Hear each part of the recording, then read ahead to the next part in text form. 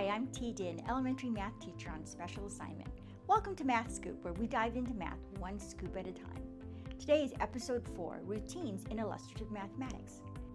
Illustrative Mathematics is a problem-based curriculum that more closely mirrors programs we already use in our middle and high schools. This graphic of problem-based teaching and learning explains IM really well. First of all, teachers pose a question. Then students work individually while teachers are monitoring, listening, and questioning. Next, students work in groups.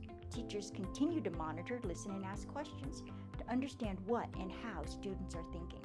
Lastly, teachers help students synthesize their learning. Illustrative Mathematics is made up of 3 parts: invitation to the mathematics, followed by a deep study of concepts and procedures, and finally consolidating and applying ideas. This overarching design structure happens at all levels, within a unit, in a lesson, and even at the activity level. Today we'll focus on the lesson level and the warm-ups specifically. Warm-ups are math routines. These routines help build and maintain a classroom community. Routines activate students' background knowledge. Most importantly, routines are predictable enough that they lower students' anxiety. That way, students have time to think deeply about the mathematical content. Let's watch a video of a math routine that is part of Illustrative Mathematics. It's from a 3rd grade unit in the middle of the fraction unit. As you watch, ask yourself, what's the role of the teacher, the role of the student, and how are students showing their thinking? Count. Count is easy, right? Yeah. 1, 2, 3, 4, 5, right? Okay, choral is when we all do it together. Okay, so we're gonna all count out loud together. And while you count, I'm gonna write it down.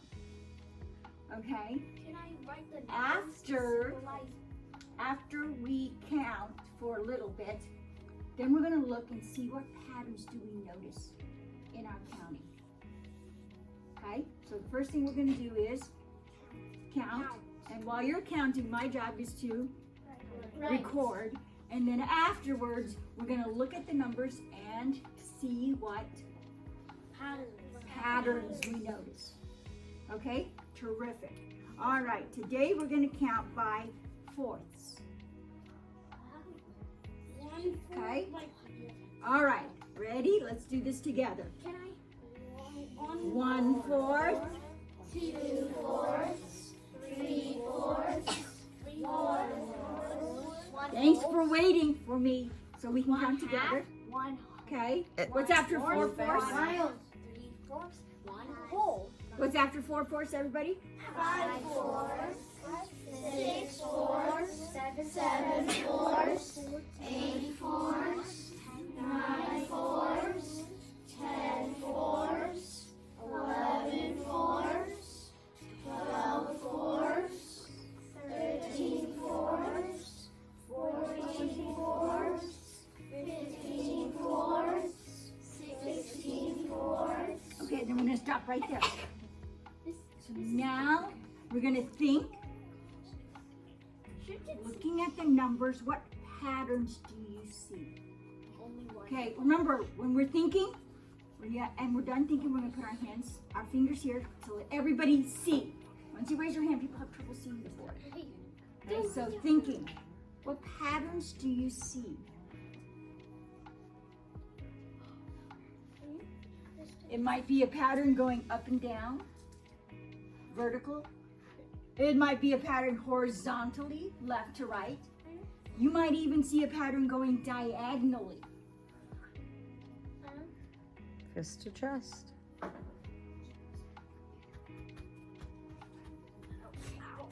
Turn and talk to somebody sitting next to you. What pattern do you see? What patterns did you notice? I heard some people talking about something they noticed in our choral account. Yes. I noticed that the one row, like up and down, This first row, is odd. this first column, Yeah, and then the next row is even, and the next row is odd, and then the next row is even. Okay, so what makes this column odd? All of them, they're all odd numbers because 1 is an odd number. It doesn't have a pair. Okay. 5 is an odd number because there's one left that doesn't have a pair. And 9 is also an odd number. Wait. 9 needs to be hard. Yeah. 9 is odd. And then 13 is 13 is odd. Okay. So this number, this top number, what do we call that again, everybody? 1, 4.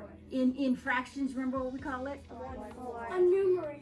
A numerator, right? The numerator is the number on the top.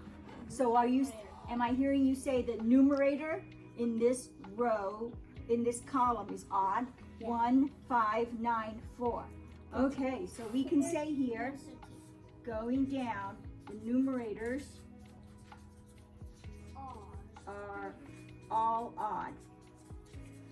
Okay?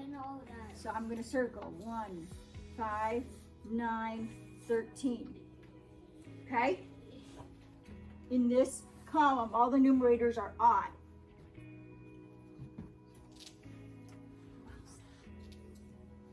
Has a pattern that you want to share. Some of you saw that same pattern. Some of you might have seen a different pattern. I have 3. What's one pattern you saw? Going down, it counts by 4s. Okay, so when you say, which column do you want to look at? Counts by 4s, all of the columns. All of the columns? So by 4 you mean this is 1 and this is 5. 4 more. Yeah. And then this is 5 and 4 more is 9 and 4 more is 13. And over here we have 2 and 4 more is 6 and 4 more from 6 is 10 and 4 more from 10 is 14. Okay, so we're saying all the columns, right? Not just this first one, but all the columns are adding 4 in the numerator. Thank you, boys and girls, for doing a choral count with me. I'm going to leave this with you, and your teacher can hang it up, and you might see some more patterns. Or you might show your friend another pattern you see that maybe we didn't have time to talk about today. So thank you. I already found another. You found another? I know you can. So we'll leave this up, and you can see lots more patterns. There are about 3 Okay. 3 more patterns. 6, 9. Those last 3. 1, 2, 3, 4, 5. Oh. 1, 2, 3, 4. Oh, there's lots of patterns, aren't there? I'm going to leave this up so you can think about it some more and let us know what else you find out. Now that you've watched the video, discuss these 3 questions. What is the role of the teacher, the role of the student, and how are students showing their thinking? Pause the video here and discuss. Your discussion probably mirrored this graphic of problem-based teaching and learning. I, as a teacher, posed a question. Then students worked individually and discussed with a partner. I monitored, listened, and asked questions to understand what and how students were thinking. Lastly, I helped students synthesize their learning by recording the patterns they saw. Even within this short warm-up, we followed the structure of problem-based instruction. And all of this happened within a 10-minute routine.